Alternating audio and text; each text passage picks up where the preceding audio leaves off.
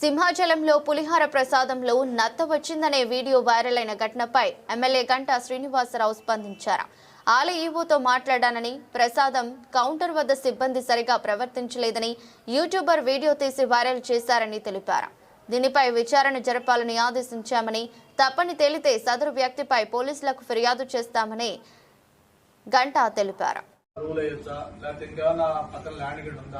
ఇవన్నీ కూడా వైబుల్ కావాలంటే తీసుకోవడానికి ఎలా చేయాలి, అసలు ఏం చేయాలి, అక్కడ హోటల్సా, టూరిజం సంబంధించా, లేదా ఇంకోట ఏంటనేది ఇంతవరకు ఏమి నిర్ణయం ఏది తీసుకోవాలి.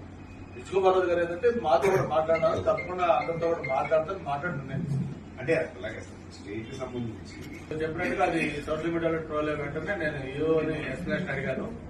అది యాక్చువల్ గా ఈఓ చెప్పిన ఇన్ఫర్మేషన్ ప్రకారం ఏంటంటే ఒక యూట్యూబర్ వైఫ్ అండ్ హస్బెండ్ వచ్చారు. ఒక ప్రసాదం కౌంటర్ దగ్గర అతన్ని సరిగా వాళ్ళు ఏదో రెస్పాండ్ కాకపోతే అతను అక్కడ వార్న్ చేసి నేను ఇట్లా చేస్తున్నాను అని చెప్పి అతను మరి ఆ విధంగా చేశాడని చెప్పి వాళ్ళు చెప్పింది. తర్వాత దాన్ని ఏదైతే వాళ్ళు ఇచ్చిన ప్రసాదం ఆ నత్త అన్నారో దాన్ని చూస్తే ప్రసాదంలో నత్తుంటే దాని కండిషన్ వేరేగా ఉంటుంది, వేరే దాన్ని అంత అయిపోయినాక ప్రసాదంలో తెచ్చి పెడితే ఒకలాగా ఉంటుంది. సో ఇటన్నిటికంటే ప్రధానంగా అతనితో మాట్లాడిన తర్వాత వాళ్ళు ఎందుకు అయ్యాక చేశామంటే అతను చెప్పిన సమాధానం ఏంటంటే నేను ప్రసాదం కౌంటర్ దగ్గర నాకు మీ వాళ్ళ ట్రీట్మెంట్, వాళ్ళ యాటిట్యూడ్ అప్రోచ్ నాకు నచ్చలేదు, వాళ్ళ రెస్పెక్ట్ ఇవ్వలేదు కాబట్టి నేను చేశాను. అంటే ఇట్లా మీరు అన్నట్టే ఈ రోజు పర్వజనం ముక్కోట గారి వేలాది భక్తులు వస్తా ఉన్నారు, ఈ సమయంలో చేస్తే తప్పు కదా అని అడిగితే అందుకే కదా నేను డిలీట్ చేశాను, దాన్ని నేను తీసేశాను కాబట్టి ఇక లేదు, నేను ఈ రోజు దర్శనానికి వస్తాను, నాకు జాతర చూసుకోవడం కూడా మళ్ళీ చెప్పాడంట. మళ్ళీ ఆయన అంతా వస్తారని చూశారు వాళ్ళు, ఆయన రాలేదు.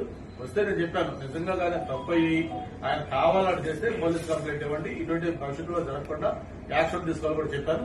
అయితే అతను ఏంటంటే అతను మాత్రమే మళ్ళీ నేను డిలీట్ చేశాను. ఇప్పుడు చెప్పాలి ఉందో లేదు మరి ఉన్నారు సార్, ఇంకా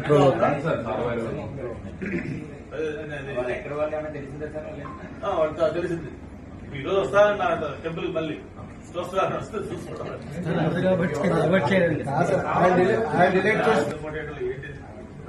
దాని వైసీపీ మళ్ళీ దాన్ని చేయడం రైట్.